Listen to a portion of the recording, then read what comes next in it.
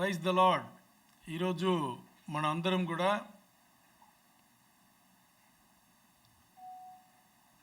దేవుడు మన అందరినీ సమకూర్చి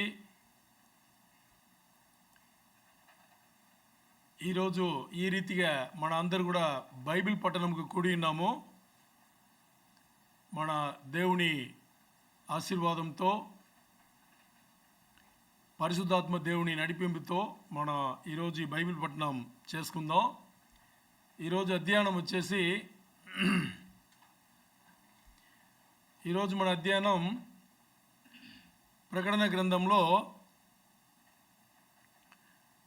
2వ అధ్యాయం 12వ వచనం నుంచి 17 6 వచనములు మనం అధ్యయనం చేస్తాము.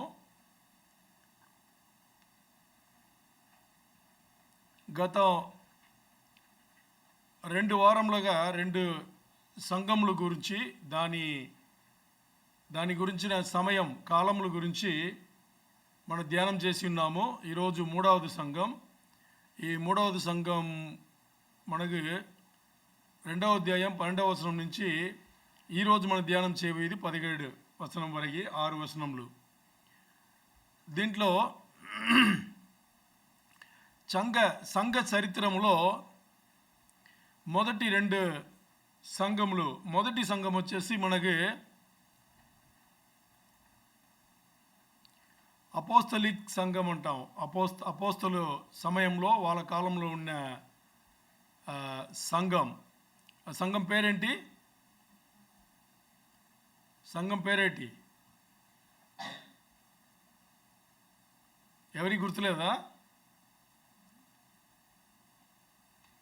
మొదట్లో ధ్యానం చేసిన సంఘం పేరేంటి? ఎఫెసులో ఉన్న సంఘం. రెండవది మనం ధ్యానం చేసింది స్మరణ సంఘం. మూడవది ఈరోజు మన దేవుని పరిశుద్ధాత్మ దేవుని సహవాసంతో ధ్యానం చేయబోయే సంఘం వచ్చేసి పెర్గమ సంఘం. ఇప్పుడు మనం ప్రకటన 2వ అధ్యాయం 12వ వచనం నుంచి మొదలు పెడితే ఈ సంఘం గురించిన విషయములు మనకి బయలుపడతాయి. అందరూ బైబిల్ తీసుకోండి. బైబిల్ తీసుకుని నేను ప్రకటన 2వ అధ్యాయం 12వ వచనం చదువుతున్నాను. పెర్గములో ఉన్న సంఘపు దూతకు ఇలాగు రాయుము: వాడి అయిన 2 అంచుల గల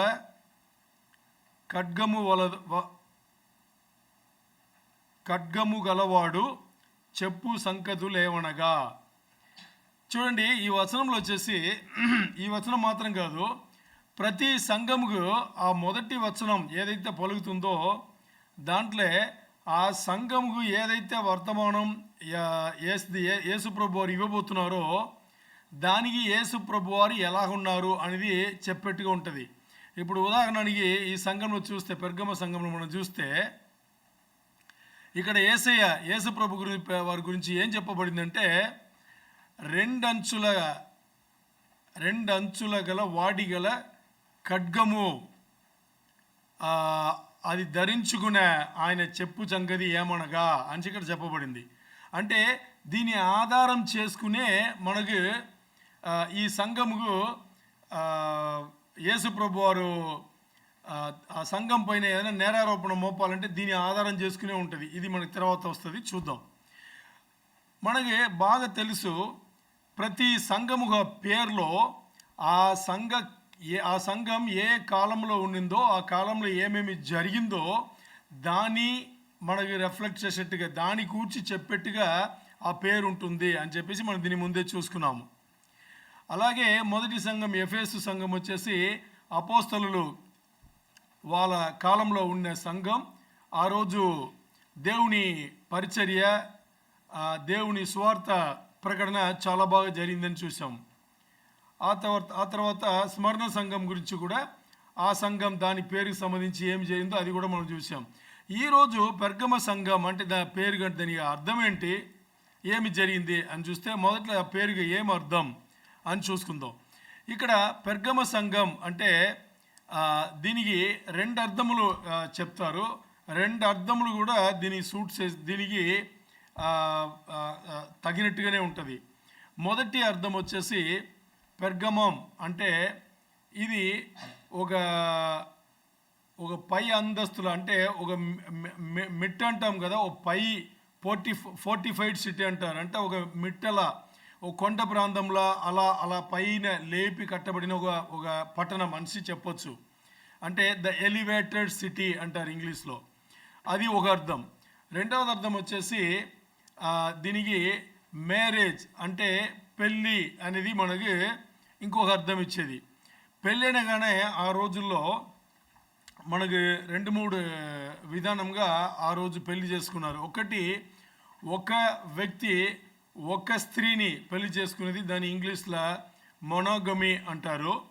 తర్వాత ఆ ఒక్క వ్యక్తి ఇద్దరిని చేసుకుంటే దాని బిగమి అంటారు. అంటే ఇద్దరిని, బై అంటే ఇద్దరు కదా, సో బిగమి అంటారు. ఇద్దరికన్నా పైన చేసుకుంటే పలిగమి అంటారు. ఇప్పుడు ఆ రోజుల్లో చూస్తే ఈ మూడు కూడా అలవాట్లో ఉండింది. ఎందుకంటే ఒక వ్యక్తి ఒక స్త్రీని చేసుకునే వాళ్ళు ఉన్నారు, ఇద్దరిని చేసుకునే వాళ్ళు ఉన్నారు, ఇద్దరికన్నా ఎక్కువ చేసుకునే వాళ్ళు కూడా ఉన్నారు. మొత్తానికి ఈ పెర్గమా అనే దీనికి అంటే ఇది ఒక ఆధారమైన ఒక పదం అన్నమాట. అంటే తర్వాత వచ్చే పదంకు ఇది ఆధారం ఇచ్చేది, రూట్ అని చెప్తాము. మరి గమాస్ అంటే మ్యారేజ్, ఇది ఒక మీనింగ్. దాని ముందే ఇంకో అర్థం ఏం చూసామో, అది ఒక ఎలివేటెడ్ సిటీ, అంటే ఓ కొండ పైన అందరికి కనిపించేట్టుగా ఉండే ఒక పట్టణం అని మనం చూసుకున్నాం. మరి ఇక్కడ పెర్గమస్ అనే దీనికి ఏం చెప్తున్నారంటే ఈ రెండు అర్థములు కలిగిన ఒక పట్టణం అని చెప్తున్నారు. అంటే అది ఎత్తైన ఒక స్థలములో కట్టబడింది. అలాగే అలా కట్టబడింది, అది లోకంతో పెళ్లి చేసుకునింది అనే అర్థంలో పెర్గమనిషి పేరు పెట్టబడింది. ఇప్పుడు మీరు చూసుకుంటే ఈ సంఘం వచ్చేసి ఏదైతే కాలంలో ఉండిందో ఆ కాలంలో ఈ సంఘం స్థితిగతులు కూడా అలాగే ఉండింది. అంటే ఈ సంఘం ఇది లోకంతో కలిసిపోయి, పూర్తిగా కలిసిపోయి ఈ కాలం అన్నీ పోయినట్టుగానే మనం ఇక్కడ చూడగలం. అది ఎందుకు అలాగా వచ్చింది అని చూస్తే, ఇప్పుడు రోమా సామ్రాజ్యంలో ఎన్నో చక్రవర్తులు వచ్చారు. ఇప్పుడు ఈ పీరియడ్లో ఈ కాలంలో ఉండే చక్రవర్తి వచ్చేసి కాన్స్టంటైన్ అంటారు. కాన్స్టంటైన్ అని చెప్పేసి ఓ చక్రవర్తి వచ్చారనమాట. ఈ చక్రవర్తి ఎలా వచ్చారు, తర్వాత ఈ చక్రవర్తి తర్వాత వచ్చిన వాళ్ళందరూ ఏమి చేశారంటే ఈ బండ్లే చేశారు. సంఘంని తీసుకెళ్ళి లోకంలో కలిపే పని వీళ్ళు చాలా బాగా చేశారు. దీని ఈ అర్థం ఇచ్చేట్టుగానే ఈ సంఘం కూడా పేరు పెట్టబడింది. అంటే ఇది ఇలా జరుగుతుందనేసి దేవుడికి తెలుసు కాబట్టి, యేసుప్రభు వారికి తెలుసు కాబట్టి దీని ఆధారం చేసుకునే ఈ సంఘంకి పేరు పెట్టబడింది. ఈ పేరు ఎలా దీని అర్థం ఉందో అలా ఆ అర్థం ప్రకారమే ఆ సమయం ఉండే సంఘం కూడా లోకంలో కలిసిపోయింది, మనం ఇక్కడ చూడొచ్చు. మరి ఇక్కడ చూస్తే మనం ఈ కాన్స్టంటైన్ అనే చక్రవర్తి ఎలా వచ్చారు, ఇలాంటి పనులు ఎలా చేశారు అని చూస్తే, ఇప్పుడు రోమా చక్రవర్తి చాలామంది వచ్చారు. దీంట్లో చివరిగా వచ్చిన దీంట్లో డయాక్లీషియన్స్ మనం చూసాం. 10 చక్రవర్తులు వచ్చారని చూసాం కదా. దాంట్లో 10వ చక్రవర్తి వచ్చేసి మనకు డయాక్లీషియన్, దాని తర్వాత గెలరియస్ అని. వీళ్ళ పీరియడ్, వీళ్ళ సమయం అయిపోయిన తర్వాత ఇద్దరు బయలుపడ్డారు. ఒకటి కాన్స్టంటైన్, ఇంకోటి మ్యాక్సెంటియస్ అని వచ్చారు. వీళ్ళిద్దరి మధ్యలో పోటీ పడింది ఎవరు చక్రవర్తి అవ్వాలని చెప్పేసి. 2-3 యుద్ధములు జరిగితే ఆ యుద్ధములలో కాన్స్టంటైన్ వచ్చేసి గెలిచి మొత్తానికి రోమా సామ్రాజ్యంకు చక్రవర్తి అయ్యాడు. మరి రోమా సామ్రాజ్యం చక్రవర్తి అయిన ఈ కాన్స్టంటైన్కి వచ్చేసి ఒక చరిత్రలో ఈసిబిఎస్ అని చెప్పేసి ఒక చరిత్రకారుడు రాసిన దీంట్లో మనం చూసుకుంటే, అంటే చరిత్రలో చూస్తే మనకు ఒక విషయం తేటగా అర్థమవుతుంది. ఆ ఈసిబిఎస్ అనే చరిత్రకారుడు ఏమి రాశారంటే, ఈ రోమా చక్రవర్తిగా కాన్స్టంటైన్ వచ్చిన తర్వాత యేసు ప్రభు వారు కాన్స్టంటైన్కి విజన్లా, అంటే దర్శనంలో కనిపించి, నువ్వు నేను చెప్పిన మాట వింటే ఆ మ్యాక్సెంటియస్ ఉన్నాడు కదా, ఆ యుద్ధం చేసేటప్పుడు ఆ మ్యాక్సెంటియస్తో యుద్ధం చేస్తే నేను గెలిపిస్తాను, మరి నేను చెప్పేట్టుగా నువ్వు చెయ్యని చెప్పేసి ఈ రోమా చక్రవర్తి వాళ్ళ ఆ యుద్ధ సేనలో ఉండే ఆ వీరులు ఉంటారు కదా, ఆ వీరుల ఆ ఖడ్గం ఉంటుంది, ఖడ్గం కాదు దీన్ని సీల్డ్గా ఏం చెప్తారు, కేడగం అంటారా? కేడగం అంటారు. ఆ కేడగంలో వచ్చేసి అక్కడ రోమా సామ్రాజ్యం ఉండే వాళ్ళ లోగో ఉంటుంది, వాళ్ళకి సంబంధించిన బొమ్మలు పెట్టుంటారు. బట్ దాని బదులు యేసయ్య దర్శనంలో, కాన్స్టంటైన్ దర్శనంలో కనిపించి సిలువ ఉంది కదా దాన్ని పెట్టుకో అని చెప్పేసి దర్శనం ఇస్తే, అలా నువ్వు నేను చెప్పే ఈ సిలువ నువ్వు అన్ని చోట్ల పెట్టుకుంటే రోమా సామ్రాజ్యం ఉండే అన్ని తీసేసి దీన్ని నువ్వు పెట్టుకుంటే నీకు గెలిపిస్తానని చెప్తే, అలాగే ఈ కాన్స్టంటైన్ ఏం చేశారంటే అలాగే అన్ని మార్చుకుని యుద్ధానికి వెళ్ళాడు. యుద్ధానికి వెళ్తే చివరిలో దర్శనం చూసినట్టుగా గెలుపు వచ్చింది. అందుకని ఇప్పుడు ఈ రోమా చక్రవర్తి గెలుపు పొందిన ఈయన కాన్స్టంటైన్ వచ్చేసి మొదటి క్రైస్తవ చక్రవర్తి అవుతున్నాడు. అంతవరకు రోమా సామ్రాజ్యం నుంచి వచ్చిన వాళ్ళు క్రైస్తవులకు సంఘముకు ఎదిరించి ఉండేవాళ్ళు. మరి ఇప్పుడు కాన్స్టంటైన్ వచ్చేసి ఇలా వచ్చేసి ఇలా దర్శనం చూసి దాని తర్వాత ఈ గెలుపు పొందాడు. కాబట్టి ఈయన ఏం చేశాడంటే క్రైస్తవులకు సంఘంలకు సపోర్ట్ చేసేట్టుగా అలా మారిపోయి అలాంటి చక్రవర్తి అయ్యాడు. సో మొదటి క్రైస్తవులకు సపోర్ట్ చేసే చక్రవర్తిగా కాన్స్టంటైన్ వచ్చాడనమాట. అది ఇక్కడ మనం అర్థం చేసుకోవాలి. 2 నెలలు వచ్చి పట్టాభిషేకం చేసుకునే 2 నెలల్లో ఈ కాన్స్టంటైన్ చేసిన పని చాలా మత విషయంలో వచ్చేసి స్వేచ్ఛ ఇచ్చాడు. అంటే క్రైస్తవులకి చాలా స్వేచ్ఛ ఇచ్చాడు. చాలా స్వేచ్ఛ ఇచ్చి ఏం చేశాడంటే 2 నెలల రూపలనే చాలా మార్పులు తీసుకొచ్చి రోమా సామ్రాజ్యంలో తన కింద ఉన్న సామ్రాజ్యంలో ఎన్ని ప్రదేశములు ఉన్నాయో అన్ని ప్రదేశంలో ఒక స్వేచ్ఛ ఇచ్చాడు. మీరు ఎవరన్నా కానీ ఏ మతానికి మీరు ఇష్టపడతారో ఆ మతానికి మీరు మార్చుకోవచ్చు అని చెప్పేసి ఒక రూల్ తీసుకొచ్చి అందరికీ స్వేచ్ఛ ఇచ్చారు. అందరికీ స్వేచ్ఛ ఇచ్చేసి ఇండైరెక్ట్గా తను ఏం చేశాడంటే క్రిస్టియానిటీకి పూర్తిగా సపోర్ట్ చేశాడు. కాబట్టి ఈ మతం మారే వాళ్ళందరూ కూడా వాళ్ళు ఉన్న మతం నుంచి మారింది క్రైస్తవుగా ఆ మతంగా వాళ్ళు మారారన్నమాట. ఇప్పుడు చూడండి, దీని ముందు ఉన్న చక్రవర్తులు అందరూ కూడా క్రైస్తవ్యంను విశ్వాసులను వీళ్ళందరినీ ఎదిరించి తరిమి చంపిన వాళ్ళైతే, ఈ కాన్స్టంటైన్ చక్రవర్తి వచ్చిన తర్వాత అన్ని తలకిందులుగా మారిపోయింది. ఇప్పుడు ఏం చేశాడు ఈయన? కొత్త పాలసీలు, కొత్త రూలు, కొత్త చట్టంలు తీసుకొచ్చి అన్నీ కూడా పాతదన్నీ కూడా దాన్ని తీసివేసేసి కొత్తగా తీసుకొచ్చిన విషయంలో అన్నీ కూడా క్రైస్తవులకు సపోర్ట్ చేసేట్టుగానే తీసుకొచ్చాడనమాట.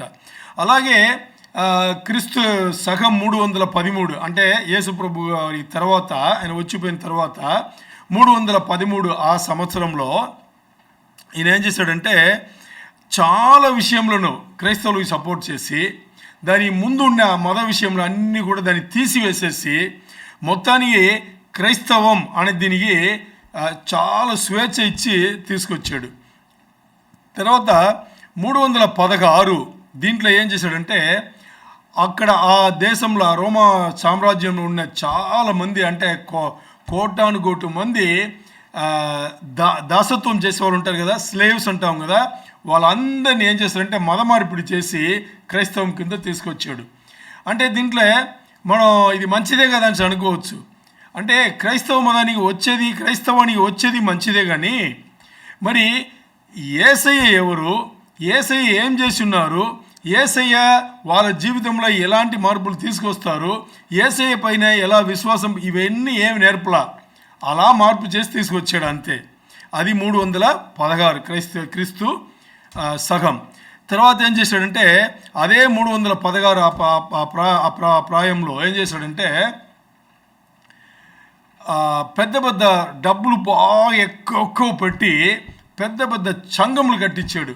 అంటే ఇప్పుడు మనం ఎక్కడైనా చదివి ఉంటాం, కథీడ్రల్స్ అంటాం కదా. కథీడ్రల్స్ అంటే దానికి అర్థం ఏంటంటే బాగా డబ్బు పెట్టి పెద్ద బిల్డింగ్లు లేపి కట్టడం. అంటే ఎక్కువ మంది వచ్చి పూజించుకోవాలి, ఆరాధన చేసుకోవాలని చెప్పేసి అలా కట్టించింది ఆ సంవత్సరంలోనే. మరి 324లో ఏం చేయడంటే ఈయన ఇవన్నీ ఓటు కింద అన్నీ చేసుకొచ్చేసి క్రీస్తు సగం 324లో ఈ క్రైస్తవ్యం అనేదిని ఒక మతం కింద తీసుకొచ్చి దాని అఫీషియల్గా స్టేట్ రిలీజియన్స్ అని తీసుకొచ్చాడు, అఫీషియల్ రిలీజియన్గా తీసుకొచ్చాడు అనమాట. ఇది ఈవెంట్ చేశాడు. ఇప్పుడు చూడండి, ముందు సంఘం ప్రారంభమైన ముందు దాన్ని అపోస్తలుల సంఘం అని చెప్తాము. ఎందుకంటే అపోస్తలుల సంఘమే మొదటి సంఘం, ఆదిమ సంఘం. అక్కడ మొదలైంది, అది ఎఫెస్ సంఘంలో మొదలైంది. తర్వాత స్మరణ సంఘంకి వచ్చింది. స్మరణ సంఘం దేవునికి ఇష్టానుసారంగా నడుచుకుని దేవుని పైన మంచి కమెంట్స్ అన్నీ వాళ్ళు తీసుకున్నారు. దాని తర్వాత ఇప్పుడు చూడండి, ఈ 2 పీరియడ్లు అయిన తర్వాత ఒకే రోజు నైట్తో నైట్ అయిపోయినట్టుగా, ఈ రోజు కంటే ఒక నైట్తో నైట్ మారిపోయినట్టుగా అపోస్తల ఆదిమ సంఘంలో కానీ స్మరణ సంఘంలో కానీ ఏముంది, క్రైస్తవ్యముకు విశ్వాసులకు హింసలు ఇక్కట్లు ఉంటే, ఇది ఇప్పుడు కాన్స్టంటైన్ చక్రవర్తి రాగానే అన్నీ మారిపోయి తలకిందలుగా మారిపోయి క్రైస్తవ్యమే అక్కడ పాలన చేసినట్టుగా ఒక మార్పు అక్కడ టక్కమని జరిగిపోయింది. దాని తగ్గట్టు ఈ కాన్స్టంటైన్ చక్రవర్తి ఏం చేశారంటే అక్కడ ఉన్న అన్ని మతం సంబంధించిన అన్ని విషయంలో అన్నీ తీసివేసేసి కొత్తగా తీసుకొచ్చింది అన్ని క్రైస్తవ్యంకు విశ్వాసులకు సపోర్ట్ చేసేట్టుగానే అన్ని మార్పు చేసి తీసుకొచ్చి ఏం చేశాడంటే ఈ రోమా సామ్రాజ్యంలో క్రైస్తవ్యమే పాలన చేసే ఒక పరిస్థితికి ఆయన తీసుకొచ్చి క్రైస్తవ్యం అనేదిని ఒక అఫీషియల్ రిలీజియన్ కింద తీసుకొచ్చి అక్కడ ఆయన పెట్టాడనమాట. ఇది అక్కడ జరిగింది.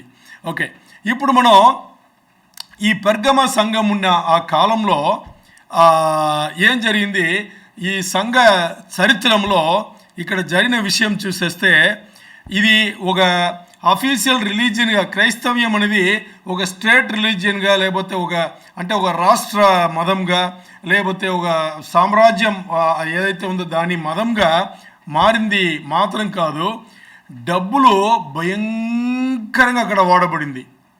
డబ్బులు మామూలు లేదు, అంటే హింసలు ఇక్కట్లో ఉన్న ఆ స్థితి ఇప్పుడు దాటి ఒక డబ్బులు వచ్చేసి విడిగా డబ్బులు ఏదైనా కానీ డబ్బులు పెట్టి చేసేట్టుగా అలాంటి ఒక దీనికి అక్కడ అయిపోయింది. అంటే ఇక్కడ ఆ రోజు ఆ పెర్గమ పట్టణంకు ఉన్న ఆ పాలనకును మతమును ఏ తేడా లేదు, పాలనలో ఉండేది క్రైస్తవ్యమే, ఇక్కడ పాటించే వాళ్ళందరూ ఉండేది కూడా దానే పాటిస్తారు కాబట్టి అక్కడ ఏ తేడా కూడా లేకుండా అయిపోయింది. ఇప్పుడు నేను మీకోసం ప్రకటన 2:13 నేను చదువుతున్నాను, అందరూ ఆలోచించండి. 13 ఏం చెప్తుంది అని చూస్తే, సాతాను సింహాసనమున్న స్థలములో నీవు కాపురమున్నావని నేను ఎరుగుదును. చూసారా ఏం చెప్తున్నారని యేసుప్రభు వారు ఏ సంఘం, పెర్గమ సంఘం గురించి చెప్తున్నారు. ఏం చెప్తున్నారంటే, సాతాను సింహాసనమున్న స్థలములో నీవు కాపురమున్నావని నేను ఎరుగుదును అని చెప్తున్నారు. మరియు సాతాను కాపురమున్న ఆ స్థలములో నా యందు విశ్వాసి అయ్యుండి నన్ను గూర్చి సాక్షి అయిన అందియప్పనువాడు మీ మధ్యను చంపబడిన దినములలో నీవు నా నామము గట్టిగా చేపట్టి నా యందలి విశ్వాసమును విసర్జింపలేదని నేను ఎరుగుదును. ఆమెన్. చూడండి, ఒక మంచి విషయం యేసయ్య పలుకుతున్నారు. దీంట్లో పూర్తి వచనం చదివాను. ఇప్పుడు మనం ఒక 1, 2, 3 అలాగే ఈ వచనంనే మనం విభజించి చూస్తే, ముందు యేసయ్య ఏం చెప్తున్నారంటే, నేను మీ పనులు మీరు ఏదైతే క్రియలు చేస్తారో అని నేను ఎరుగుదును. మరి మీరు ఇప్పుడు ఎక్కడ కూర్చున్నారు అంటే, సాతాను ఎక్కడ సింహాసనం వేసి కూర్చున్నాడో అక్కడ కూర్చున్నారు అని చెప్పేసి ఆ సంఘం గురించి ఆయన వివరణ ఇచ్చినట్టుగా ఇక్కడ చూస్తున్నాం. అంటే దీని ఏమర్థం అంటే, ఇక్కడ యేసుప్రభు వారు ఏం చెప్తున్నారు, ఏదైతే పెర్గమ సంఘంలో విశ్వాసం ఉన్నారో వాళ్ళకి ఏం చెప్తున్నారు, నేను ఎరుగుదును మీరు ఎక్కడ నివాసం చేస్తున్నారని, మీ నివాస స్థలం సాతాను సింహాసనం అని ఆయన చెప్తున్నారు. అంటే ఎందుకు అని చూస్తే, ఇక్కడ ఆ సాతాను సింహాసనం అని చెప్పిన ఆ సింహాసనముకు ఇంగ్లీష్లో వాడబడిన పదం వచ్చేసి సీట్. సీట్ అంటే దానికి అంటే I know thy works and where thou dwellest even where Satan seat is అని. ఆ సీట్ అనే పదానికి మన గ్రీక పదం చూసుకుంటే త్రోనాస్ అంటాం. త్రోనాస్ అనే దీనికి అది ఆ గ్రీక పదం నుంచి వచ్చిన ఇంగ్లీష్ పదం వచ్చేసి థ్రోన్ అంటాం. ఆ థ్రోన్ అంటే సింహాసనం. ఇక్కడ అలాంటి పదం వాడబడింది. అంటే సాతాను సింహాసనం వేసి కూర్చున్న ఆ స్థలములలో ఈరోజు నువ్వు కూర్చున్నావు అని చెప్పేసి అక్కడ చెప్పబడింది. ఎందుకు ఇలా చెప్తున్నారని చెప్తే, ఇప్పుడు అపోస్తలుడైన యోహాన్ గారు ఈ ప్రకటన పుస్తకం రాసింది క్రీస్తు శకం 95లో. ఆ ప్రాంతంలో రాసేటప్పుడు ఇక్కడ ఆయన ఏం రాస్తున్నారని చూస్తే, ఆ రోజుల్లో స్మరణ సంఘంలో ఉన్న వాళ్ళని అడిగితే, ఆ సమయంలో స్మరణ సంఘంలో ఉన్న వాళ్ళని అడిగితే సాతాను యొక్క సింహాసనం ఎక్కడుంది అని అడిగితే వాళ్ళు చెప్తారంట, ఆ సంఘ విశ్వాసులు చెప్తారంట, అది రోమా చక్రవర్తి ఎక్కడ కూర్చున్నాడో, సింహాసనం వేసి ఎక్కడ కూర్చున్నాడో అదే సాతాను యొక్క సింహాసనం అని చెప్తారంట. వాళ్ళు మాత్రం కాదు, మిగతా 6 సంఘంలో ఏ సంఘంలో అడిగినా కానీ సాతానిక సింహాసనం ఎక్కడుంది ఈ రోజుల్లో అంటే, సాతాన్ పడవేయబడిన తర్వాత ఎక్కడొచ్చి పడ్డాడు, భూమిలో వచ్చి పడ్డాడని మనకు తెలుసు. మధ్యాకాశంగా కూర్చుని భూమిని ఏళ్తున్నాడని మనకు తెలుసు. మరి వాడు సింహాసనం వేసి కూర్చుంది ఎక్కడంటే ఆ రోజుల్లో ఉన్న ఆ సంఘంలో, అంటే ఈ పెర్గమ సంఘం తప్పితే మిగతా సంఘం ఉండాలి అందరూ కూడా చెప్తారంట, అది సాతాన్ సింహాసనం వేసి కూర్చునింది, రోమా చక్రవర్తి సింహాసనం ఏదో అక్కడే సాతాన్ కూర్చున్నాడు అని చెప్తారంట. ఎందుకు అంటే ఆదిమ సంఘం ఎఫెస్లో స్టార్ట్ అయినా కానీ తర్వాత వచ్చే స్మరణ సంఘం కానీ ఈ సంఘ కాలంలో అన్నీ కూడా క్రైస్తవులు అంటేనే, విశ్వాసులు అంటేనే, దేవుడు పేరు చెప్తేనే ఎంతో హింసలు, ఇక్కట్లు, ఇబ్బందులకుండా, శ్రమలకుండా వెళ్ళిన వాళ్ళు దేనివల్ల వెళ్ళారంటే ఆ రోమా సామ్రాజ్యం చక్రవర్తులు ఎక్కడ కూర్చున్నారు, వాళ్ళే హింసలు పెట్టారు. అందుకని సాతాన్ సింహాసనం వేసి కూర్చుంది రోమా చక్రవర్తి కూర్చున్న ఆ సింహాసనం అని చెప్తారంట. అది ఇక్కడ ఇంపార్టెంట్. దాని ఇప్పుడు యేసయ్య ఏం చెప్తున్నారు, అలాంటి రోమా చక్రవర్తి కూర్చుని, ఇప్పుడు రోమా చక్రవర్తి ఎవరు, కాన్స్టంటైన్ ఎక్కడ కూర్చున్నారు, రోమా చక్రవర్తి కదా కూర్చున్న ఆ స్థలంలో కూడా, ఆ స్థలంలోనే మీరు కూడా కూర్చుంటున్నారు అని చెప్పేసి యేసయ్య ఇక్కడ చెప్తున్నారు అనమాట.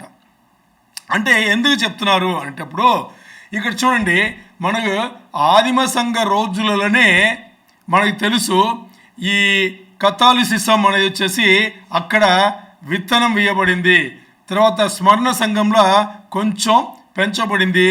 ఇక్కడ దాని వేరు బాగా స్ట్రాంగ్ అవుతుంది. ఎందుకంటే ఇక్కడ ఆ పోప్ అని చెప్తాం, దీని తర్వాత వచ్చే సంఘకాలం ఉంది కదా, దానికి ఈ సమయం వచ్చేసి తయారు చేస్తుంది. అందుకని యేసయ్య ఇలా చెప్పాల్సింది వచ్చింది.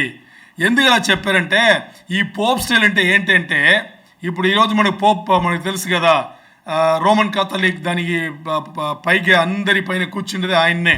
అంటే ప్రీస్ట్హుడ్ అంటారు. అంటే ఏం చెప్తారు, ప్రీస్ట్ అంటే ఏం చెప్తారు, యాజకుడు అంటాం కదా.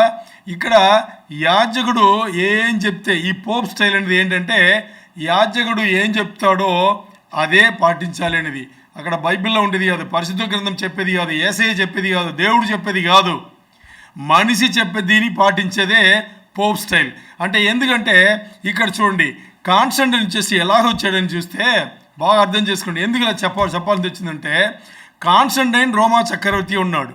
రోమా చక్రవర్తిగా ఉన్న ఆ కాన్స్టంటైన్ వచ్చేసి ఏం చేశాడంటే, క్రైస్తవము వచ్చేసి నేను సపోర్ట్ చేస్తున్నానని చెప్పేసి క్రైస్తవంలో ఉండే ఆ పై పొజిషన్ ఉంది కదా, ఆ పై పొజిషన్ ఆ రోజు బిషప్ అంటారు.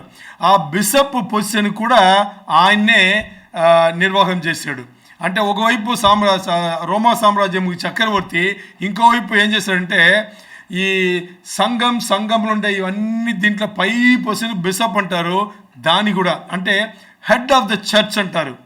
సంఘంలో అన్నిటికీ పైగా ఆయన ఉండి ఆ సంఘంలో ఏమేమి సంఘ కూటములు, పెద్ద పెద్ద కూటములు జరుగుతుందో అది ఆయన ముందు ఆయన నడిపింపులోనే జరిగినట్టుగా ఆ రోజుల్లో మనం చూస్తాం. అందుకని చూస్తే రోమా సామ్రాజ్యంలో చక్రవర్తి కూర్చుంది కాన్స్టంటైనే, మరి సంఘం సంబంధించిన విషయంలో పై పొజిషన్లో కూర్చుని అక్కడ అన్ని విషయములు మార్చి జనాలకు ముఖ్యం ఇచ్చి, దేవుని ముఖ్యం ఇవ్వకుండా జనాలకు ముఖ్యం ఇచ్చి అది ఇలాగే పాటించాలి అని లేకుండా ఎలాగన్నా మీరు ఉండొచ్చు అని చెప్పేసి ఆ రూల్స్ అన్నిటిని కూడా కొంత లూజ్ చేసి ఒక స్వేచ్ఛ ఇచ్చినది మన అక్కడ చూడు. ఇది ఈరోజు ఇప్పుడు పోప్ వీళ్ళందరూ ఉన్నారు కదా, దీని రోమన్ కాథలిక్స్ అంటారు. ఈ కథాలిసిజంకి వచ్చేసి ఈ కాన్స్టంటైన్ ఆ రోజే ఏం చేశాడంటే దాని వేరును బలపరిచాడు. అది ఇక్కడ మనం చూడాలి. ఇప్పుడు ఇంకోటి, ఈ సమయంలో ఏం జరిగిందంటే ఈ జనులు అందరూ కూడా కాన్స్టంటైన్ వచ్చేందుకు ముందు వరకు యేసయ్య రెండో రాకడ ఎప్పుడు వస్తారో అని ఎదురు చూసిన వాళ్ళు ఇప్పుడు ఆ ఎదురు చూపును మానేశారు. ఎందుకు మానేశారు అంటే వాళ్ళకి ఇప్పుడు హింసలు లేవు, ఇక్కట్లు లేదు, శ్రమలు లేవు, ఏమి లేవు.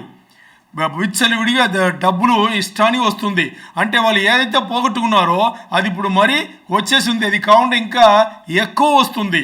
అలా కాన్సన్ట్రేట్ చేశాడు. అందుకని ఇక్కడ మనుషులు అక్కడ విశ్వాసులు అందరూ కూడా ఎలా అయిపోయారంటే యేసయ్య ఏదైతే రెండో రాకడ వస్తానని చెప్పారో ఆయన ఇప్పుడే వచ్చేసారు, కాన్స్టంటైన్ రూపంలో వచ్చాడు. ఇప్పుడు ఏలేది యేసయ్యనే మనను కాన్స్టంటైన్ రూపంగా ఏడుతున్నారు అని చెప్పేసి అంతవరకు యేసయ్య రెండో రాకడ గురించి ఎదురు చూసిన వాళ్ళు మిక్కిలి వినయం అంటారు కదా, అలా అంటే ఎప్పుడు వస్తారో అని చెప్పేసి అంత విశ్వాసంలో ఎదురు చూసిన వాళ్ళు ఇప్పుడు ఏమయ్యారు, వాళ్ళు ఇది ఇప్పుడు యేసయ్య పాలనవే జరుగుతుంది, యేసయ్య రూలే జరుగుతుంది, అందుకని మనం ఇంకా యేసయ్య వచ్చినట్టే అని చెప్పేసి ఆయన రెండో రాకడ వచ్చేదని కూడా వాళ్ళ తలములనే మానేశారు. ఆ లెవెల్ వాళ్ళు వెళ్ళిపోయారు. ఎందుకంటే ఇక్కడ హింసలు ఇక్కట్లు ఏమి లేదు, అన్నీ ఫ్రీ అయిపోయింది. అందుకని ఇంకా యేసయ్య రెండో రాకడ ఎందుకు రావాలి అని చెప్పేసి ఒక ఇది వాళ్ళకి వచ్చేసింది. మరి దాంట్లో ఉన్న ఒక గుంపు మాత్రం వాళ్ళు ఒప్పుకోలేదు. అది ఈ సార్దీసు సంఘం, 4వ సంఘం ఉంది, 5వ సంఘం ఉంది కదా, ఆ సంఘం వచ్చేటప్పుడు అంటే దీని తర్వాత వచ్చే పీరియడ్ అనమాట. ఆ సంఘం వచ్చే దాంట్లో కొంత గుంపు ఏం చేసిందంటే వాళ్ళు రిఫార్మేషన్ బిలీవర్స్ అంటారు. వాళ్ళు ఏం చేస్తారంటే ఈ మార్పులన్నీ కూడా దేవునికి మహిమపరిచేట్టుగా ఉంటే ఒప్పుకుంటారు, లేదైతే ఒప్పుకోరు. అందుకని వాళ్ళు ఒప్పుకోలేదు. లేదు, యేసయ్య చెప్పింది వచ్చేసి ఎవరో మనిషి ద్వారా, ఎవరో పోపు ద్వారా పాలన కాదు, ఆయనే స్వయంగా వచ్చి మనని ఏళ్తారని చెప్పేసి వాళ్ళు దాన్ని నమ్మలేదు. అది కూడా మనం ఆలోచన చేయాలి.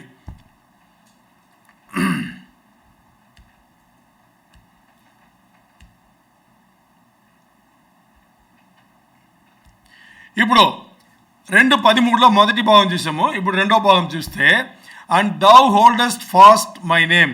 ఇక్కడ వాళ్ళు ఏం చేస్తున్నారంటే ఏం చెప్తున్నారు, అలాంటి స్థితిలో ఉన్నా కానీ రోమా చక్రవర్తి చూడండి సంఘంకు ఆయన మంచి విషయం చెప్తున్నారు అనమాట, కమెండేషన్ చెప్తున్నారు. ఏం చెప్తున్నారు, దౌ హోల్డెస్ట్ ఫాస్ట్ మై నేమ్, నా నామం గురించి మీరు నమ్మకంగా ఉన్నారు అని చెప్పేసి ఆయన ఇక్కడ చెప్తున్నారు. అంటే ఇక్కడ చూడండి యేసయ్య 2 విషయంలో వచ్చేసి ఏం చేస్తున్నారు, వాళ్ళకి కమెండేషన్ కింద ఇస్తున్నారు, అంటే మంచిగా చెప్తున్నారు. ఏం చెప్తున్నారు అనేటప్పుడు అక్కడ ఆ సంఘ కాలంలో ఆ సంఘ చరిత్రం వచ్చేసి ఆ సమయంలో బాగా లేదన్నా కానీ మరి 2 మంచి విషయములు చూసి యేసయ్య వాళ్ళ దగ్గర చెప్తున్నారు. ఏం చెప్తున్నారని చెప్తే యేసయ్య ఎప్పుడు కూడా ఏం చెప్తారంటే సంఘము దూత ద్వారా పత్రిక రాసేటప్పుడు ఆ దూతకి చెప్పేది అంటే సంఘ పాస్టర్కి చెప్పేటప్పుడు ఆయన కొన్ని హెచ్చరికలు చేస్తారు. ఎందుకు హెచ్చరికలు చేస్తారంటే మరి వాళ్ళు బాగుపడాలి అని చెప్పేసి హెచ్చరికలు చేస్తారు. అది దేవునికి దూరం చేసేది కాదు, దేవునికి దగ్గర పెట్టిగా ఆయన చెప్తారు. ఇక్కడ ఆయన చెప్పింది కూడా అదే, అండ్ దౌ హోల్డెస్ట్ ఫాస్ట్ మై నేమ్, నా నామం నిమిత్తం మీరు మీ విశ్వాసమును కాపాడుకున్నారు అని చెప్పేసి. అంటే ఇక్కడ ఆ రోజు ఉండే సంస్కృతి మనకు అర్థమైతే, వాళ్ళ సంస్కృతి మనకు అర్థమైతే ఈ విషయం మనకు అర్థమవుతుంది. ఎందుకంటే ఆ యూదుల సంస్కృతిలో ఆ రోజు ఉండే క్రైస్తవుల సంస్కృతి, యూదుల క్రైస్తవుల ఆ సంస్కృతి ఎలా ఉండిందంటే వాళ్ళు జూయిష్ కల్చర్ నుంచి వచ్చారు. అంటే యూదుల మతం ఉంది కదా, ఆ జుదాయిజం అంటారు కదా, ఆ విశ్వాసం నుంచి వచ్చిన వాళ్ళే క్రైస్తవులైనా కానీ ఆ విశ్వాసం నుంచి వచ్చిన వాళ్ళే. అందుకని వాళ్ళకి వాళ్ళ వాళ్ళ ఆ సమయంలో పేరు ఏదైతే ఇవ్వబడిందో ఆ పేరుకు ఏం అర్థం ఉందో అదే వాళ్ళ జీవితంలో ఉంటుంది. అంటే ఉదాహరణకి చెప్తే, ఇప్పుడు యేసయ్య పేతురుకు పేరు ఇచ్చారు. పేతురు ఆ పేరు ఇవ్వ ముందు సైమన్స్ ఉంది, సీమోను అని తెలుగు చెప్తాము. సీమోను అని పేరు పెట్టబడిన సైమన్ ఆయనకు యేసయ్య ఇచ్చిన పేరేంటి? పేతురు అంటే పీటర్ అని ఇచ్చాడు. దానికి అర్థం ఏంటి? రాక్ అంటే బండ. బండ అంటే అర్థం ఏంటి అంటే యేసయ్య అనే బండలో విశ్వాసం పెట్టి ఆ బండ పైన కట్టదే సంఘం అనే అర్థం వచ్చేట్టుగా ఆ రోజు. సో వాళ్ళకి చూస్తే ప్రతి ఒక్కరికి ఉండే పేర్లు అన్నీ కూడా అలాగే ఉంటుంది. అంటే ఆ పేర్ల ద్వారా వాళ్ళ జీవితంలో ఏమేమి గుణగణలు కలిగి ఉంటారు, జీవితంలో ఏమి జరుగుతుంది అనేది చెప్పబడి ఉంటుంది అని మాట. ఇక్కడ మనం చూస్తే వీళ్ళు ఏం చేస్తారంటే ఆ రోజుల్లో బోధ కూడా ఎలా ఉండింది అని చూస్తే చాలా భయంకరంగా ఉంటుంది. ఇద్దరు వ్యక్తులు వచ్చారు. ఎవరు? ఏరియస్ అండ్ అతనాసియస్ అని ఇద్దరు వచ్చారు. వీళ్ళు ఏం చేశారంటే కొత్తగా ఒక బోధ తీసుకొచ్చారు. ఆ బోధ పేరు ఏరియస్ థియరీ అంటారు. Areas theory. ఈ ఏరియస్ థియరీ వచ్చేసి పరిశుద్ధ గ్రంథంలో యేసుప్రభు వారు చెప్పిన దానికి అడ్డంగా వీళ్ళు ఒక బోధ చేశారు. దానికి యెహోవా విట్నెసెస్ అంటారు. వాళ్ళు బోధించే దాన్ని వచ్చేసి జెహోవా విట్నెస్ అని అంటే యెహోవా సాక్షులు, దేవుని సాక్షులు అని చెప్పేసి దాంట్లో వాళ్ళు చెప్పింది ఏంటంటే యేసయ్య నిజమైన దేవుడు కాదు, యేసయ్య వచ్చేసి డెమిగాడ్. ఇంగ్లీష్ వచ్చేసి డెమిగాడ్ అంటారు. డెమిగాడ్ అంటే దానికి అర్థం ఏంటంటే నిజమైన దేవుడు తండ్రి అయిన యెహోవా దేవుడే నిజమైన దేవుడు. మరి దేవుడు సృష్టి చేసేటప్పుడు ఆయన ఏం చేశారు, ఎలా చేశారంటే దేవదూతలు సృష్టి చేసేటప్పుడు మొదటి దేవదూత వచ్చేసి యేసయ్యను సృష్టి చేశారు. ఈ యేసు ప్రభును మొదట్లో సృష్టి చేస్తే అందరికన్నా పైనే దేవదూతగా యేసుక్రీస్తును చేశారు. కాబట్టి ఇప్పుడు మొదటి కొడుకు ఆయనను ఇలా చేశారని చెప్పేసి ఏం చేస్తారంటే మొదటి కొడుకు కాబట్టి ఏం చెప్తారు, జ్యేష్ఠ కుమారుడు అంటారు కదా, అలా చేశారు. కానీ ఆ తర్వాత మొదటి సృష్టి ఆయన పెట్టారు కాబట్టి ఆయన మొదటి స్థానం వహిస్తాడు. కానీ ఆయన దేవుడు కాదు, సృష్టి లోబడి ఉన్నవాడు. ఆ స్థాయికి దేవుడు తీసుకొచ్చారు అని చెప్పేసి ఆయనను మనం సేవించాలి, పూజించాలి, ఆరాధన చేయాలని అవసరం లేదు. మన ఆరాధన చేయాల్సింది తండ్రి అనే దేవుడు, యెహోవా దేవుడినే అని చెప్పేసి వీళ్ళు కొత్త బోధన వచ్చేసి ఏం చేశారు, వాళ్ళు అప్పుడే ఈ పెర్గమ సంఘం ఉన్న కాలంలో తీసుకొచ్చారు.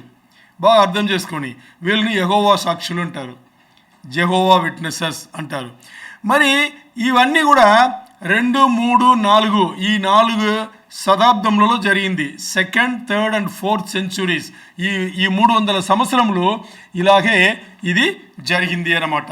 మరి చూడండి ఈ బోధలు అక్కడ ఉన్నా కానీ ఇప్పుడు చూడండి దీన్ని ఏం చేస్తారంటే ఇక్కడ వాళ్ళు ఏం చేస్తున్నారు, నిజమైన దేవుడు యేసయ్యకు అక్కడ ముఖ్యత్వం ఇవ్వకుండా వాళ్ళు ఏం చెప్తున్నారు, బోధలు మార్చి అలా మాట్లాడుకొచ్చి వాళ్ళు పేరు తీసుకోవడానికి వాళ్ళు ప్రయత్నం చేసినట్టుగా మనం అక్కడ చూస్తాం. దానికే వీళ్ళు ఏం చేస్తారంటే యెహోవా సాక్షులందరూ వన్నెస్ అంటారు, అంటే ఒకటి అవ్వడం అంటారు. ఒకటి అవ్వడం అనేసి ఒక కొత్త థియరీ. దీనే ఈ పెర్గమ సంఘం ఉండే ఆ రోజుల్లో వచ్చేసి దాన్ని ఏం చేస్తారంటే సిబిలియనిజం అంటారు, అంటే ఒకరు కలిసి ఉండాలి అని చెప్పేసి దీనే యూనివర్సల్ చర్చ్ అంటారు. అంటే ఈ రోజు కూడా చూడండి ఈ కథలిక్ చర్చ్లు అన్నీ కూడా యూనివర్సల్ చర్చ్ అంటారు. అంటే ఈ రోమా సామ్రాజ్యం ఎక్కడ పోయిందో అక్కడ అన్నీ కూడా ఆ తర్వాత ఇవన్నీ ఇలాగ స్ప్రెడ్ అవి ఇలా వచ్చింది. మరి ఈ పీరియడ్లో కూడా ఇలాంటి సమయంలో కూడా యేసయ్య వాళ్ళకి ఇచ్చిన ఒక కమెండేషన్, మంచి కమెంట్ ఏంటంటే అలాంటి దీంట్లో కూడా మీరు నా విశ్వాసులైన మీరు విశ్వాసం కోల్పోకుండా నా నామం పైన మీరు చాలా స్ట్రాంగ్గా స్థిరముగా ఉన్నారు అని చెప్పేసి అక్కడ చెప్పబడింది. మరి ఇప్పుడు అదే ప్రకటన 2:13 చివరి భాగంగా even in those days wherein Antipas was my faithful martyr who was slain among you where Satan dwelleth. అంటే సాతాను సింహాసనం ఎక్కడుందో అక్కడే అలాంటి ఒక సామ్రాజ్యంలోనే ఆంటిపస్ అనే ఒక వ్యక్తి నా కోసం హతసాక్షి అయ్యాడు అని, అలాంటి రోజులే హతసాక్షి అయ్యాడని చెప్పేసి ఒక మంచి కమెంట్ పలిగినట్టుగా మనం చూస్తాం. మరి ఇక్కడ ఈ అంతిపాస్ అనే ఈ వ్యక్తి ఎవరు, ఈ అంతిపాస్ అనే వ్యక్తి ఎవరు అని చూస్తే, ఈ అంతిపాస్ అనే వ్యక్తి వచ్చేసి యేసయ్య కోసం హతసాక్షి అయ్యారు అని చెప్పి యేసయ్యనే చెప్పినట్టుగా ఉంది. ఇక్కడ వచనం చూస్తే ఒక వ్యక్తి హతసాక్షి అయ్యాడని అక్కడ చెప్పబడింది. విశ్వాసం గురించి యేసయ్య కోసం అక్కడ ప్రాణం విడిచిపెట్టాడు అని అక్కడ చెప్పబడింది. మరి ఇక్కడ చూస్తే ఈ మార్టైర్ అనే ఇంగ్లీష్ పదంకు గ్రీక్ పదం మార్టూస్ అని ఉంటుంది. మార్టూస్ అంటే దాని ఏమర్థం అంటే అక్కడ హతసాక్షి అనే అర్థం కాదు. మార్టూస్ అంటే దానికి సాక్షి అనే అర్థం. ఆ సాక్షి దేని సాక్షి అంటే దేవుని కోసం బాగా అర్థం చేసుకోండి, చాలా ఇంపార్టెంట్ ఇది. దేవుని కోసం అంటే హతసాక్షి అంటే దానికి ఏమి అర్థం అని దీనికి చెప్తున్నాను. ఇక్కడ ఉండే వాళ్ళు అందరూ వినండి, ఆన్లైన్లో వాచ్ చేసేవాళ్ళు, తర్వాత వినబోయే వాళ్ళు అందరూ కూడా దీని జీవితంలో మర్చిపోవద్దు, గుర్తుపెట్టుకోండి. హతసాక్షి అంటే యేసయ్య కోసం విశ్వాసంలో విశ్వాస జీవితం కొనసాగించి మనం హతసాక్షి అంటే మనం ఎవరో చంపితే అది హతసాక్షి అనే అర్థమే మనకు తెలుసు. మరి మార్టైర్ అని దీని గ్రీక్ పదం మర్టూస్. ఈ మర్టూస్ అక్కడ చెప్పేది సాక్షులై ఉండడం అంటే చివరి వరకు మన ప్రాణం విడిచిపెట్టే వరకు మన యేసయ్య కోసం యేసయ్య విశ్వాస జీవితంలో యేసయ్య నా దేవుడు కాదు అని వెనకెళ్ళిపోకుండా ఆ విశ్వాసమును చివరి వరకు ఎవరు కాపాడుకుంటారో వాళ్ళు హతసాక్షులు అనేది నిజమైన అర్థం అనేది ఇక్కడ మీరు నోట్స్ చేసుకోవాలని నేను మీకు మనవి చేస్తున్నా. ఎందుకంటే ఇది ఎవరు మనకి చెప్పలేదు, ఎంతో మన ఉపదేశంలో విన్నాము, మనకి ఇలా నిజమైన అర్థం ఇదనేది మనకి ఎవరు చెప్పలేదు. హతసాక్షులు అనగానే మనం ఏమైపోతాం, ఇదే అర్థంకి వెళ్ళిపోతామంటే విశ్వాస జీవితంలో మనం చంపబడితే, దారుణంగా చంపబడితే అది హతసాక్షి అని చెప్పడం అర్థం, అది అర్థమైతే కాదు. ఎందుకంటే మార్టైర్ అనే దానికి గ్రీక్ పదం మర్టూస్. ఆ మర్టూస్ అనే పదం మనకి ఇచ్చే అర్థం ఏంటంటే చివరి వరకు మన ప్రాణం విడిచిపెట్టే వరకు యేసయ్య కోసం విశ్వాస జీవితంలో ఆయన నా దేవుడు కాదు అని చెప్పకుండా ఆయననే నా దేవుడు అని చివరి వరకు విశ్వాస జీవితమును కొనసాగించి గెలుపు పొందిన వాళ్ళు ఆ ప్రాణం విడిచిపెడితే అది హతసాక్షుల కింద లెక్క అనేది మనం ఇక్కడ అర్థం చేసుకోవాలి. అందుకని ఇక్కడ యేసయ్య మాట్లాడింది అంతిపాస్ అనేది ఒక వ్యక్తి అన్నా కానీ ఆ రోజుల అలాంటి వాళ్ళు ఆ సంఘంలో చాలామంది ఉన్నారు అని యేసయ్య చెప్పారు. వాళ్ళందరి హతసాక్షుల కిందనే లెక్క పెడతామని చెప్పేసి యేసయ్య చెప్పినట్టుగా ఉంది. అందుకని ఈ యాంటిపాస్ అనేది ఎవరు అని చూస్తే అదో వ్యక్తి కాదు, లేదు ఒక గుంపు కాదు, అలాగని పోప్ సిద్ధాంతంను ఎదిరించిన వాళ్ళు అడ్డగించిన ఒక గుంపు కూడా కానే కాదు. యేసయ్య విశ్వాస జీవితంలో చివరి వరకు విశ్వాసం కోల్పోకుండా ఎవరైతే చివరి వరకు ఉండి ఆ విశ్వాస జీవితం కొనసాగించి ప్రాణం విడిచారో యేసయ్యలో వాళ్ళు హతసాక్షులు.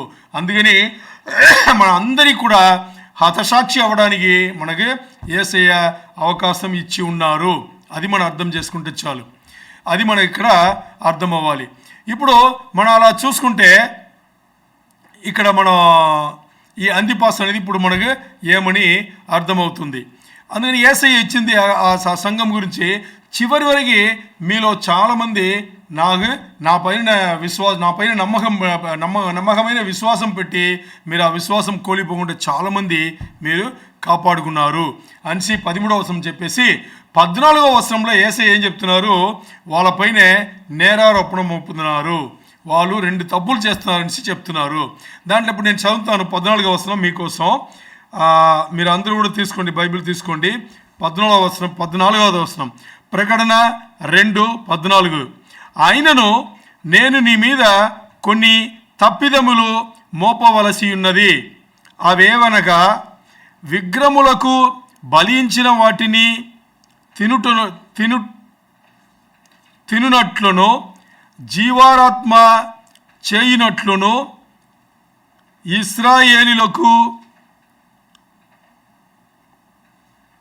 ఉరి యుద్ధమని ఇశ్రాయేలులకు యుద్ధమని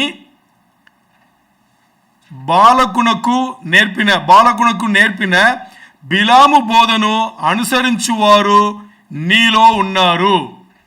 నేను ఇప్పుడు క్లారిటీ ఇస్తాను మీకు. నా తెలుగు నేను బాగా చదువు నేను తెలుసు, క్లారిటీ ఇస్తాను ఇంగ్లీష్లో చెప్పేసి. ప్రకటన 2:14 but I have few things against the, అంటే మీకు ఎదిరించి నేను కొన్ని నేరారోపణ మీకు కొన్ని విషయాలు కొన్ని తప్పిదములు నేను చూశాను మీకు చెప్తాను. అది ఏమనగా మీరు బిలాము బోధను చేపట్టుకున్నారు. బిలాము బోధను చేపట్టుకున్నారు. అది ఏమనగా విగ్రహాలకు సమర్పించిన ఆ కొన్ని విషయములను మీరు తీసుకుని భుజించారు. తర్వాత మీరు ఏం చేశారంటే కామహత్వం అంటారు కదా, అంటే విభచారం, పెళ్లి కాని ముందు చేసుకుని దాన్ని ఫోర్నికేషన్ అంటారు. అలాంటి విభచారం కింద కూడా చాలామంది వెళ్ళిపోయినట్టుగా అక్కడ దానికి దోహదపడినట్టుగా ఉన్న బిలాము బోధను మీరు అనుసరించి ఉన్నారు అని చెప్పేసి అక్కడ, అంటే బిలాము బలాక్ ఉంటారు కదా, కింగ్ అంటే రాజు, ఆ రాజుకు బోధించింది మీలో కొంతమంది పాటించి ఉన్నారు అని చెప్పేసి అక్కడ మోపబడింది. ఇప్పుడు బిలాము బోధ అనేది ఏంటి అని మనకు చూసుకుంటే, మనం సంఖ్యాకాండంలో మనం చూసుకుంటే 22, 23 అధ్యాయంలో అన్నీ కూడా బిలాము బోధ గురించి మాట్లాడి ఉంటుంది.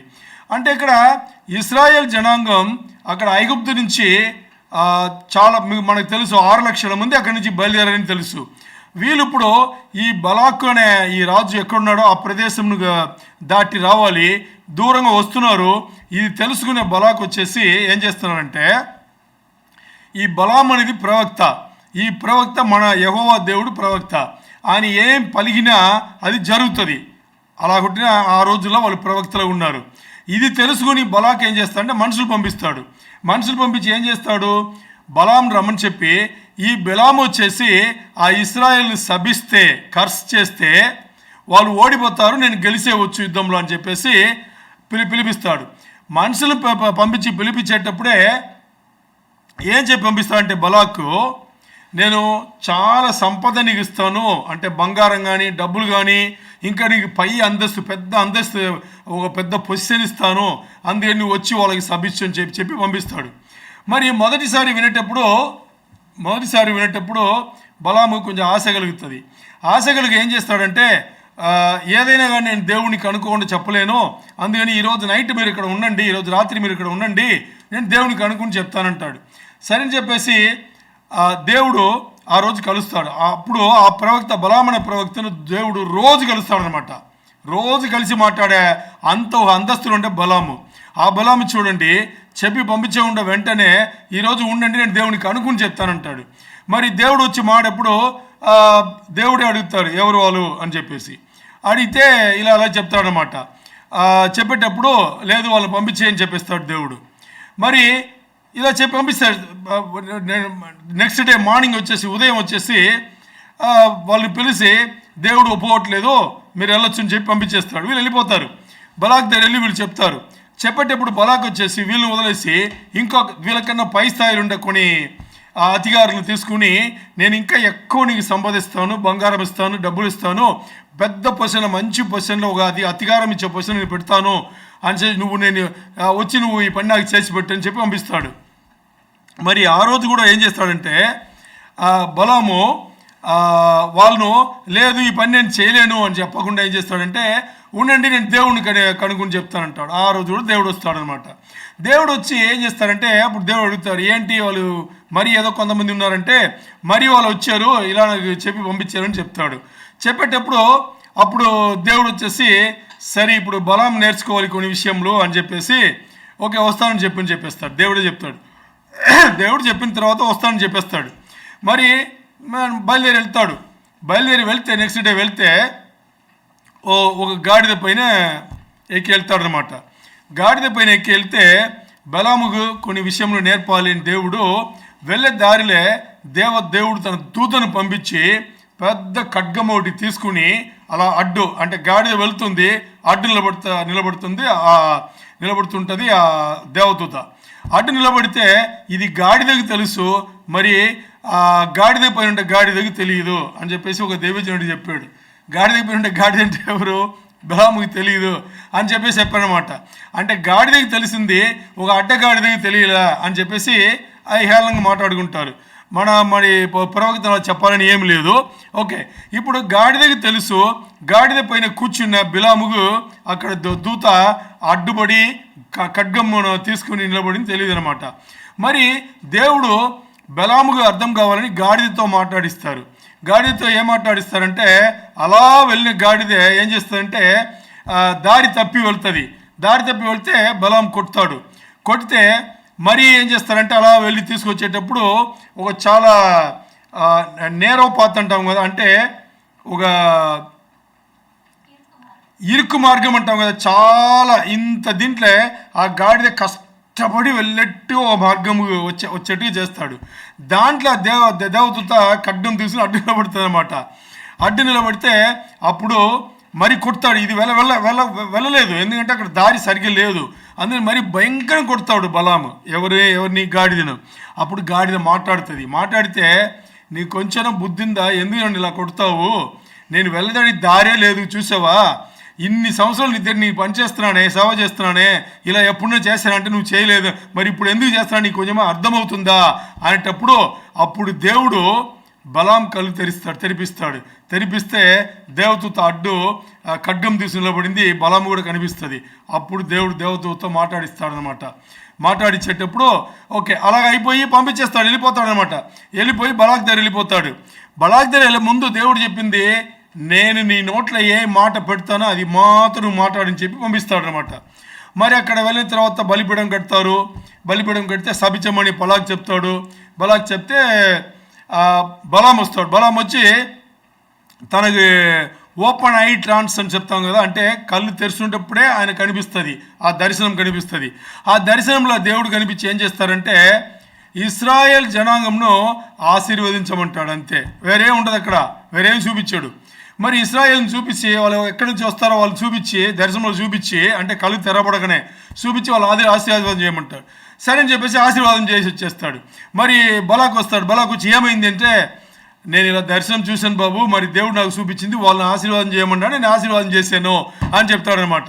బలాకు మండిపోతుంది, నేను వాళ్ళని శపించమంటే ఖర్చు చేయమంటే నువ్వు వాళ్ళని ఆశీర్వాదం చేస్తావేంటి అని చెప్పేసి ఇంకో చోటుకి తీసుకెళ్ళి ఇంకో చోట్ల బలిపీఠం కడతారు, ఆల్టర్ కట్టి అక్కడ ఇంకా దహన బలులన్నీ ఇచ్చి ఇప్పుడు ఇంకోసారి అలా చేయమంటే ఇంకోసారి అక్కడ అలా వెళ్ళేటప్పుడు దేవుడు దర్శనం ఏం చూపిస్తాడు, ఇశ్రాయేల్ జనాంగం వచ్చి దీన్ని చూపిస్తాడు, అక్కడ ఆశీర్వాదం చేయమని చెప్తాడు.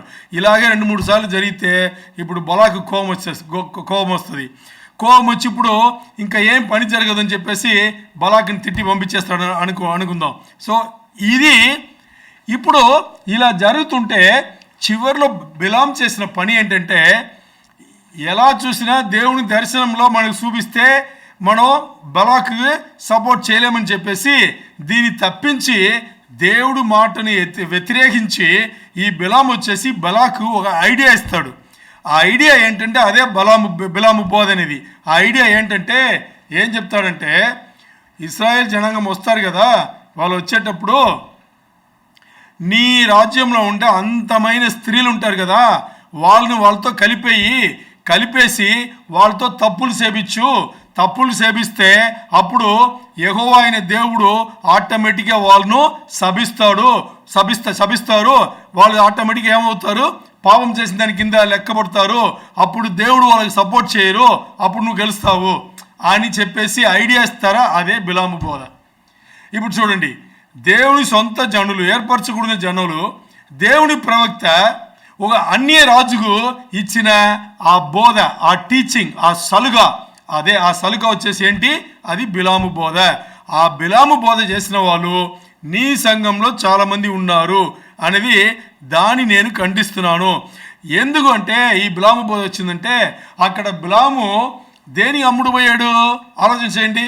దేవుని ప్రవక్త, ఆ ప్రవక్త నోటి నుంచి ఏం పలికినా జరుగుతుంది. బట్ అలాంటి ఒక ప్రవక్త దేని అమ్ముడు పోయాడు, అక్కడ డబ్బులను అధికారమును అమ్ముడు పోయాడు. ఈరోజు ఈ సంఘములలో ఉండే ఆ సంఘమును నడిపే పాస్టర్లు కానీ ఆ బిషప్లు కానీ దానికోసమే అమ్ముడు పోతున్నారు. అలాంటి బిలాము బోధ జరుగుతుంది ఇక్కడ అని చెప్పేసి యేసయ్య ఖండించాల్సిన అవసరం వచ్చింది. ఆలోచన చేయండి.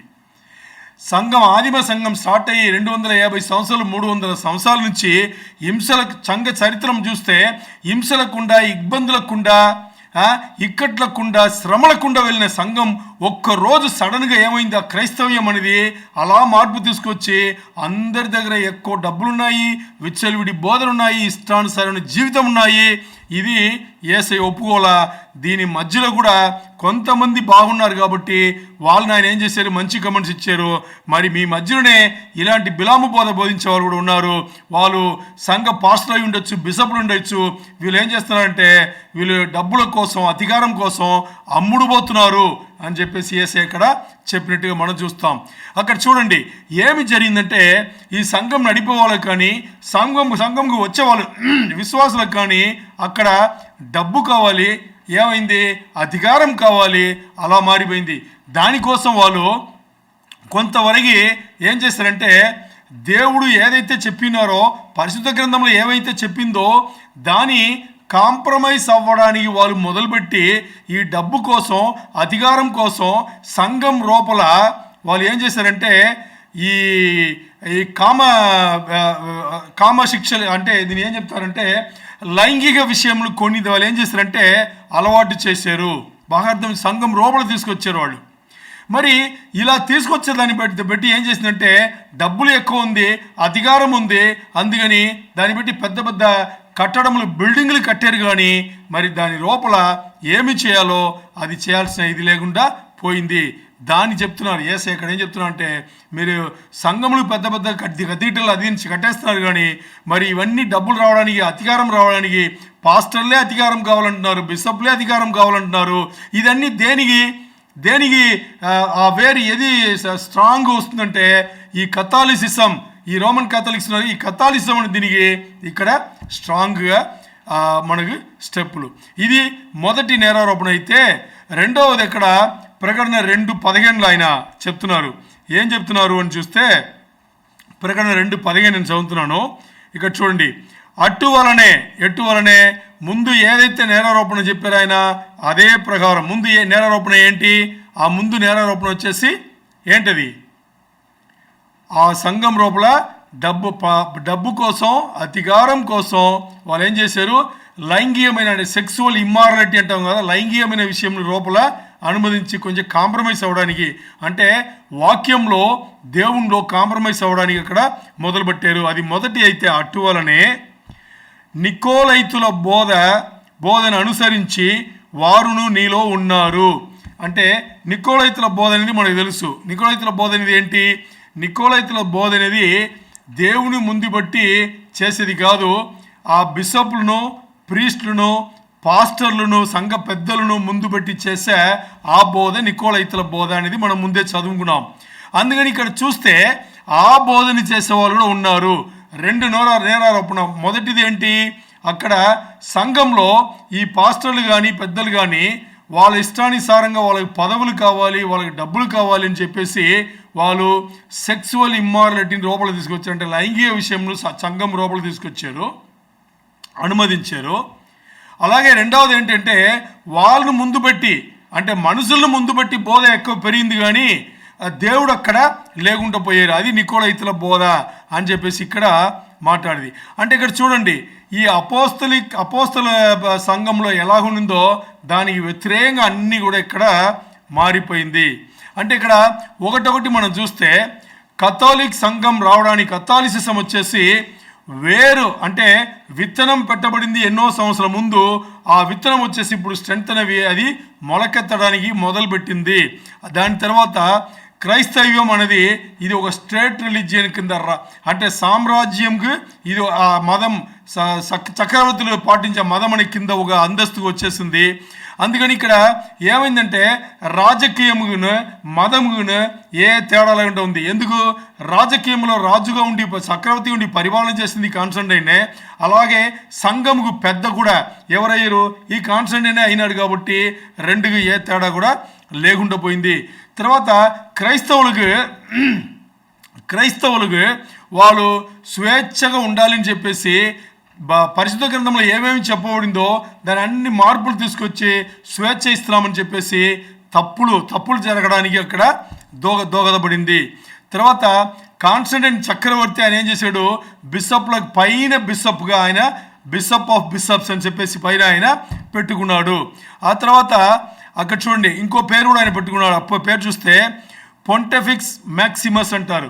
పొంటెఫిక్స్ మ్యాక్సిమస్ అంటే అది ఈరోజు పోపు ఉన్నాడు కదా, ఆయనకి ఇంకొక టైటిల్ పోప్ అని దీని ఇంకొక టైటిల్, ఇంకొక పేరు, ఆ పేరు అప్పుడే ఆయన పెట్టుకున్నాడు. ఆలోచన చేయండి, సంఘంని ఎలా తీసుకొస్తున్నాడు అని చెప్పేసి ఆలోచన చేయండి. ఆ రోజుల్లో డబ్బులో ఏ ఇబ్బంది లేదు, ఎందుకంటే రోమా చక్రవర్తే దీనికి పెద్దగా ఉన్నాడు కాబట్టి పెద్ద పెద్ద డబ్బులు ఇష్టంగా డబ్బులు పెట్టి ఏం చేశాడు, సంఘములు పెద్ద పెద్దది కట్టించి కథీడ్రల్ అనే పేరు పెట్టి అక్కడ సంఘం పెట్టాడు. ఆ పెద్ద పెద్ద కట్టడంలో ఆ బిల్డింగ్లో కట్టించి సంఘం కట్టించి అక్కడ ఈ దాసులందరినీ స్లేవ్స్ అందరినీ మత మార్పిడి చేసి తీసుకొచ్చారు కదా, వీళ్ళు వచ్చి ఏం చేశారంటే యేసయ్య అంటే ఎవరికి తెలియదు, యేసయ్య ఎందుకు మరణించారని తెలియదు, ఎందుకు తిరిగి లేచారని తెలియదు, ఆరోహణమయ్యి ఇప్పుడు ఏం చేస్తున్నారు ఏమి తెలియదు, యేసయ్య పైన విశ్వాసం ఎందుకు పెట్టాలని కూడా తెలియదు.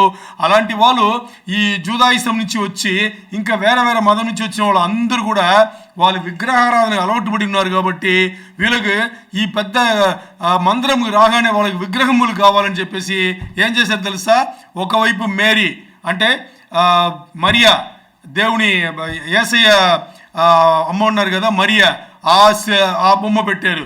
ఇంకోవైపు పేతురు బొమ్మ, ఇంకోవైపు పౌలు బొమ్మ, ఇలా పెట్టి వీళ్ళు రాగానే అలా మోకరించి వాళ్ళు పూజించడం. ఇప్పుడు అర్థమైందా మీకు సంఘం ఏ స్థాయి నుంచి ఏ స్థాయికి వస్తుందో అని చెప్పేసి? అది పెర్గమ ఈ సంఘ కాలంలో వచ్చేసి జరుగుతుంది. ఎందుకు ఇది జరుగుతుంది అంటే ఆ రోజు పాస్టర్లు అన్నీ కూడా వాళ్ళను యాజకులు అని చెప్పి పిలుస్తారు, ఇంగ్లీష్లో ప్రీస్ట్ అంటాం కదా, అలాగే పిలిస్తే పాస్టర్స్ ఎవరిని పిలవాల ప్రీస్టన్స్ అన్నారు. ఈరోజు కూడా చూడండి రోమన్ కాథలిక్లో వాళ్ళని ప్రీస్టన్సే చెప్తారు, ఫాదర్ అంటారు. ఫాదర్ అంటే వాళ్ళు ఫాదరా? కాదు, ఇలా మాట్లాడతారు. ఇవన్నీ అక్కడ మొదలైందనమాట. ఎందుకు ఇవన్నీ మొదలైతే దీని తర్వాత వచ్చే సంఘం వచ్చేసి తుయతేరా సంఘం. తుయతేరా సంఘం వచ్చేసి క్రీస్తు సగం 590 నుంచి 1517 ఈ సంవత్సరం వరకు ఉండేది. ఇది ఈ పీరియడ్లో ఉండేది అన్నీ రోమన్ కాథలిక్ వాళ్ళే. వీళ్ళకు అక్కడ ఆ విత్తబడిన విత్తనం ఇది పెద్దగా మొలకెత్తి ఈ సంఘ పీరియడ్లోనే పెర్గమ సంఘ పీరియడ్లోనే దానికి వాళ్ళు సిద్ధపడినట్టుగా మనం చూస్తాము. అందుకని 2:16 ఇక్కడ చూడండి, యేసయ్య స్ట్రాంగ్ విషయం చెప్పింటారు, మీకోసం నేను చదువుతున్నాను. ప్రకటన 2:16 ప్రకటన 2:16 చూడండి. కావున అందుకోసం మారు మనసు పొందుమో, లేని ఎడల నేను నీ యొద్దకు త్వరగా వచ్చి నా నోట నుండి వచ్చు ఖడ్గము చేత వీరితో యుద్ధము చేసేదను. ఆమేన్. చూసారా, అంటే ఇక్కడ ఏం చెప్తానంటే యేసయ్య మీరు ముందు నిలబడి వాక్యంతో పోరాడి మీరు ఆ పని చేయలేదంటే నేను ఇదిగో త్వరగా వస్తున్నాను. యేసయ్య చెప్తున్నాను, నేను ఇదిగో త్వరగా వస్తున్నాను, నేను వచ్చి మీతో కాదు, ఎవరైతే తప్పు చేస్తున్నారో వాళ్ళతో నేను యుద్ధం చేస్తాను. ఆ యుద్ధం దేని బట్టి చేస్తాను? నా నోటి నుంచి వచ్చే మాట, అంటే అదే కదా వాక్యం, నా నోటి నుంచి వచ్చే మాట బట్టి నేను యుద్ధం చేస్తాను అని చెప్పేసి యేసయ్య చెప్పింటారు. అది ఇక్కడ మనం చూసుకోవాలి. అందుకని మారు మనసు ఎవరైతే అలా ఉన్నారో వాళ్ళని మారు మనసు పొందేట్టుగా మీరు వాక్యంతో బోధించండి. మీరు ముందు నిలబడి వాక్యంతో బోధించలేదంటే ఇదిగో నేను త్వరగా వస్తున్నాను, నేను వచ్చి ఏం చేస్తాను ఆ పని వాళ్ళతో నేను చేస్తాను అని చెప్పేసి. అంటే ఆయన వచ్చి వాళ్ళతో యుద్ధం చేసేది దేని బట్టి చేస్తున్నారు? పెద్ద పెద్ద ఖడ్గములు తీసుకుని, లేకపోతే AK-47 తీసుకుని, లేకపోతే మిసైల్స్ పెట్టుకుని కాదు, ఆర్టిఫిషియల్ ఇంటెలిజెన్స్ వాడుకుని ఎక్కడో కూర్చుని ఎక్కడో పంపిస్తున్నారు. అలాంటి ఏముండదు. ఒకరోజు ఆర్మగెద్దోని యుద్ధం వస్తుంది. ఆర్మగెద్దోని యుద్ధంలో కూడా ఇస్రాయేల్ ఒకవైపు ఉంటుంది, మొత్తం ప్రపంచం ఒకవైపు ఉంటుంది. మొత్తం ప్రపంచం అందరూ అన్ని వెపన్లు అన్ని ఆయుధములు పెట్టు ఒక బటన్ కొడితే చాలు ఇస్రాయేల్ నాశనం అయిపోతుంది. ఆ పరిస్థితిలో సిద్ధపడి ఉంటారు. మరి అలాంటి పరిస్థితుల బటన్ ఒక్క ముందు యేసయ్య వస్తారు. యేసయ్య వచ్చి చేసే పని ఏం తెలుసా? ఒక మాట పలుకుతారు, అంతే, అయిపోయింది, అందరు నాశనం అవుతారు. అది ఆయన మాట, ఆయన నోటి నుంచి బయలుపడే ఆ ఖడ్గం ఉందే, ఆ ఖడ్గం అనేది వర్డ్ ఆఫ్ గాడ్, వాక్యం అనేది, స్క్రిప్చర్ అనేది, ఈ మాటలన్నీ ఆయన నోటి నుంచి వచ్చేది. అదే ఆయన చెప్తున్నారు, మీరు నిలబడి చేయలేదంటే నేను వస్తాను, నా నోటి నుంచి పలికే మాట వాళ్ళను నాశనం చేస్తుంది అని చెప్పేసి ఆయన ఇక్కడ యేసు ప్రభు వారు ఇక్కడ చెప్తున్నారు.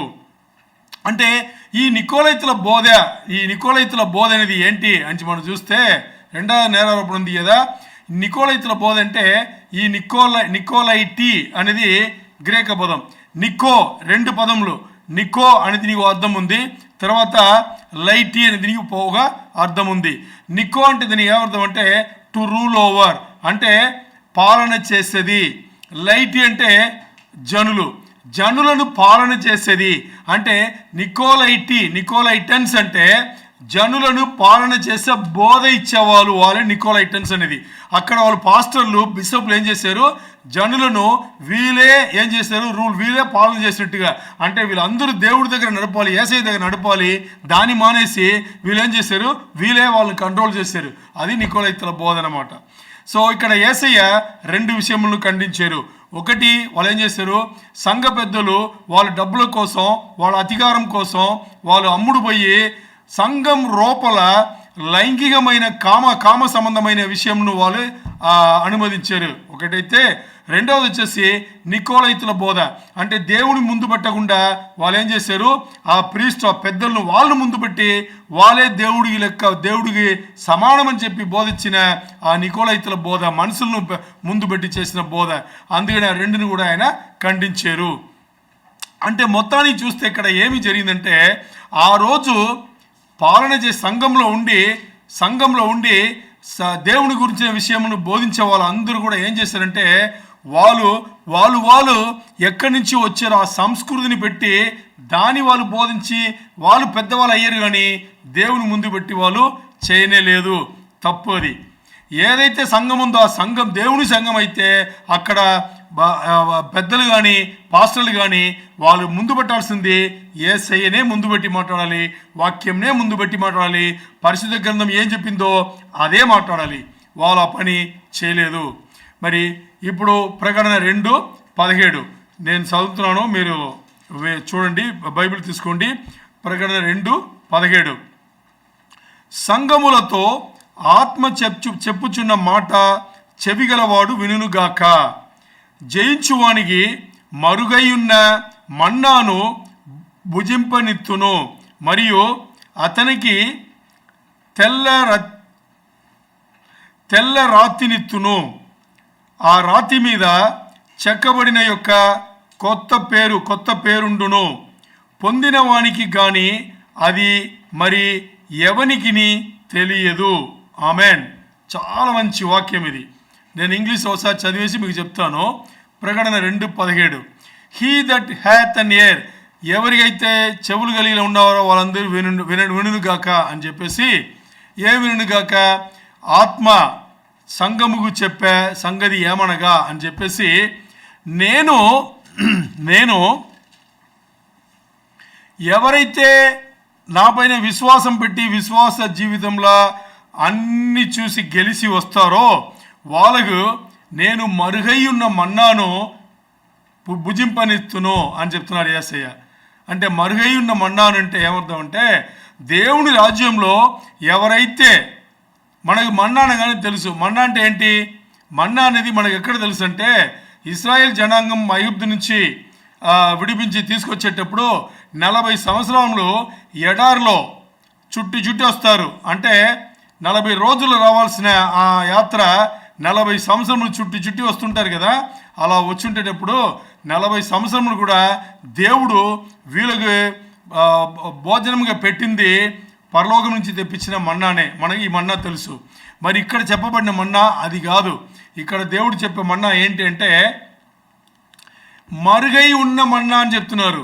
అంటే వాక్యంలో చాలా విషయం, అంటే వచనంలో, పరిశుద్ధ గ్రంథం అంటే ఒక వచనంలో దేవుడు పలికించిన రాబిచ్చిన ఆ మాటల్లో చాలా విషయములు మీకు మరుగై ఉన్నది. ఆ మరుగై ఉన్న ఆ మన్నాను, అంటే ఆ వాక్య నిజమును నేను మీకు బయలుపరుస్తాను. ఎవరికి? చివరి వరకు ఎవరు నాలో విశ్వాసం పెట్టి ఆ విశ్వాస జీవితంను కొనసాగించి తీసుకొస్తారో వాళ్ళకు పరిశుద్ధ గ్రంథంలో మరుగై ఉన్న మన్నా అంటే మరుగై ఉన్న కొన్ని రహస్యములను నేను మీకు ఏం చేస్తాను, దాన్ని మీకు బయలుపరిచి మీకు నేను చెప్తాను. ఆ ఎవరున్నారో వాళ్ళకి మాత్రమే చెప్తాను. తర్వాత వాళ్ళకు తెల్ల రాతినిత్తును తెల్ల రాయి ఒకటి ఇస్తాను. ఆ తెల్ల రాయి దీంట్లో నేను వాళ్ళ పేరు నేను రాసి నేను ఇస్తాను. అంటే ఈరోజు ఏ పేరు పెట్టుకున్నామో ఆ పేరు కాదు. తెల్ల రాయి అంటే ఏంటంటే అది రాయి కూడా కాదు. తెల్ల రాయి అనేది దేవుని ఒప్పుకోలు. ఆమేన్. బాగా అర్థం చేసుకోండి.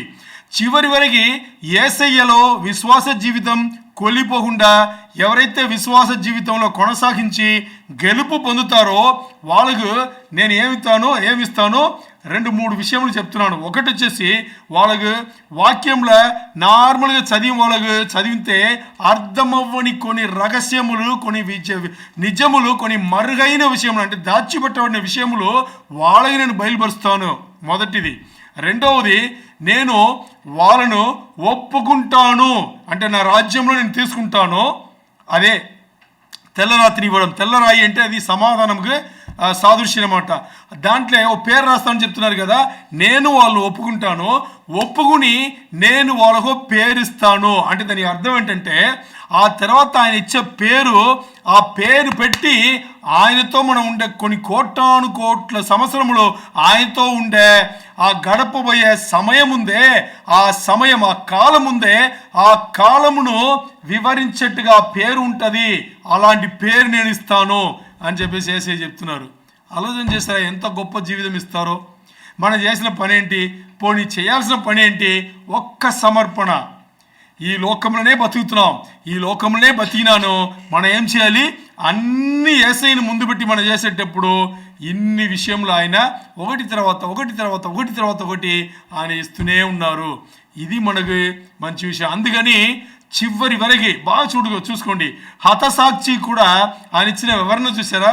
హతసాక్షి కూడా యేసయ్య రాజ్యంలో మారు మనసు పొంది బాప్టిజం పొంది విశ్వాస జీవితమును చివరి శ్వాసం విడిచే వరకు ఆ విశ్వాస జీవితం కోల్పోకుండా యేసయ్యనే నా దేవుడు, యేసయ్యనే నా రక్షణకర్త, యేసయ్యనే మెస్సయ్య అని జీవించిన వాళ్ళు చివరి వరకు జీవిస్తే వాళ్ళు హతసాక్షి కింద లెక్క. తర్వాత ఎవరైతే అలాంటి జీవితం జీవిస్తారో వాళ్ళకు పరిశుద్ధ గ్రంథంలో దాయబడిన చాలా మరుగైన విషయంలో నేను బయలుపరుస్తుంటాను. తర్వాత వాళ్ళను నేను నా రాజ్యంలో నేను తీసుకుంటాను, వాళ్ళకు పేరుస్తాను. ఆ పేరుకి ఏం అర్థమో ఆ అర్థం సంబంధించి తర్వాత నాతో వచ్చి జీవించే ఆ కోటాను కోటి millions and millions of years అన్ని సంవత్సరములు కూడా ఈ పేర్లో ఏం చెప్పబడిందో అలాంటి జీవితమే నాతో కలిగి ఉంటారు అని ఇన్ని విషయములు ఒక్క సమర్పణలో విశ్వాస జీవితం చివరి వరకు ఎన్ని కష్టములు వచ్చినా విశ్వాస జీవితం చివరి వరకు కోల్పోకుండా కాపాడుకునే వాళ్ళకి ఈ విషయంలో అన్నీ కూడా యేసు ప్రభు వారు చేస్తున్నారని యేసు ప్రభు వారే స్వయంగా ఈ పెర్గమ సంఘంకు ఆయన మాట్లాడిన విషయంలో ఇది అర్థం చేసుకోండి. అందుకని విశ్వాస జీవితం కోల్పోకుండా ఏమేమి చేయాలో ఈ రోజు నుంచి ఈ క్షణం నుంచి మనం మొదలు పెడితే మన విశ్వాస జీవితం కోల్పోకుండా ఇవన్నీ మనం పొందొచ్చు. ఇది ఈరోజు తరగతి దేవుడిచ్చిన వర్తమానం. Praise the lord. హల్లెలూయా.